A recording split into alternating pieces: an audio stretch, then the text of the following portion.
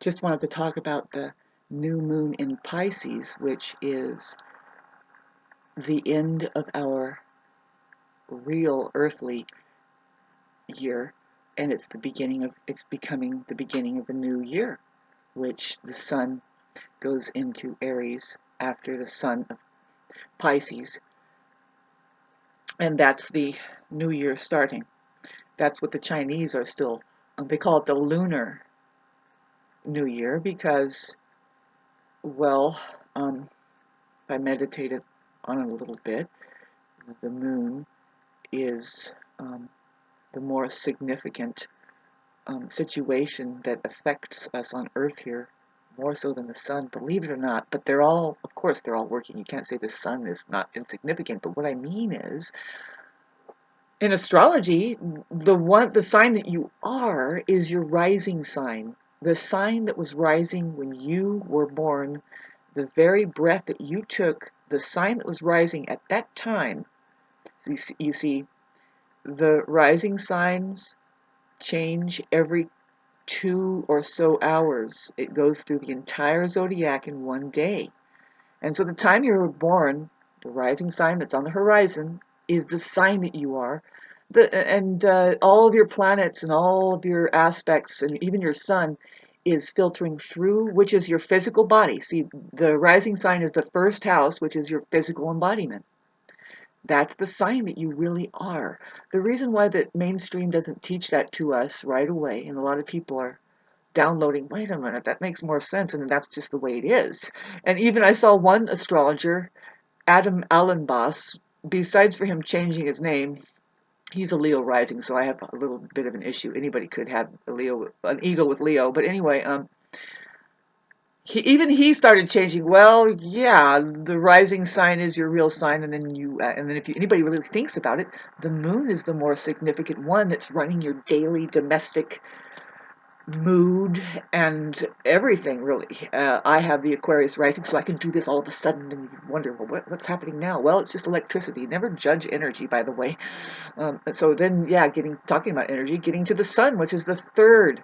That's your ambition. That's what you are striving for physically. That's what you are running for. I'm running for the Libra. I say, I represent Libra, damn it. That's the core of what generates my ambition, And that's kind of sneaky because I'm an Aries rising. It's actually perfect.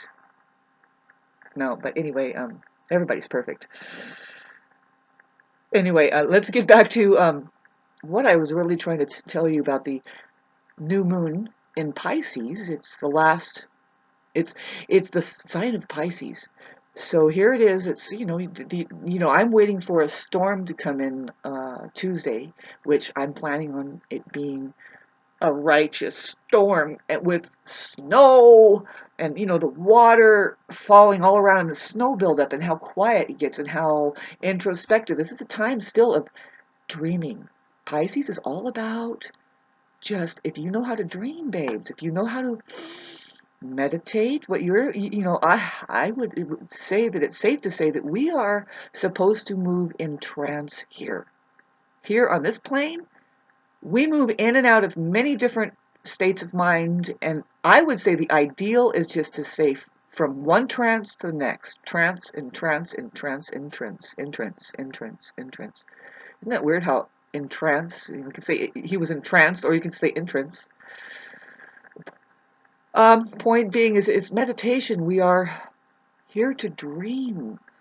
If you haven't noticed, and this is what a lot of the scientists say, is that they don't get their knowledge and what they have impacted the world with by the way of going through the education system and studying the books. That was a nightmare for them. They describe a state of meditation. I mean, if you get into the details, some of it probably requires you to just go to sleep, fall asleep. It doesn't matter if it's 12 noon. You need to take a nap on something.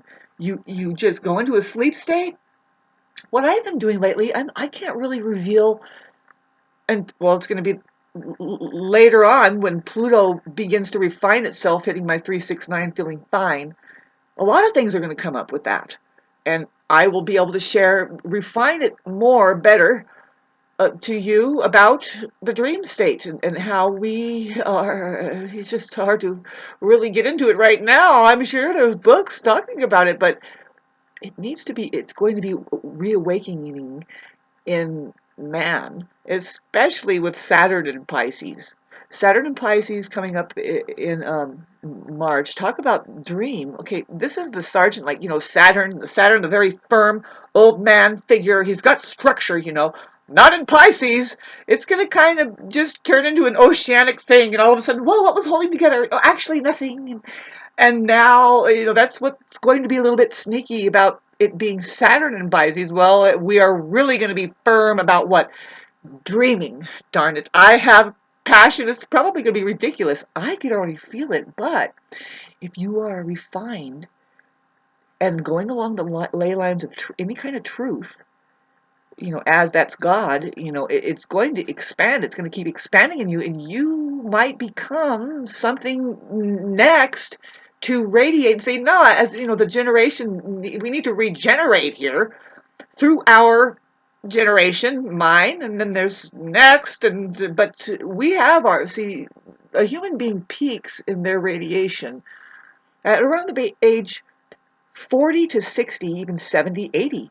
After that time, after about 50 or 45, they are working whatever they have just grabbed onto from the age 5. It should be happening by the age 5 that you are grabbing onto something, and that's what you're going to be doing for the rest of your life, something. And it's not about the obvious. Like I said, talking about expanding further what we are doing here entrancing ourselves with these things. It's really about our brains and how to use them, right? Well, the dreamer, the Piscean person, is way misunderstood, and they can't even understand themselves. Nobody will accept this part of life, that it's just a dream, and we came here to sleep, baby. Literally, what I've been learning. See, I can share it with you now, but I don't want to. I want to just tell you about happy new moon in Pisces. Don't try to, don't waste your mind by thinking. Mainly, let me finish the sentence.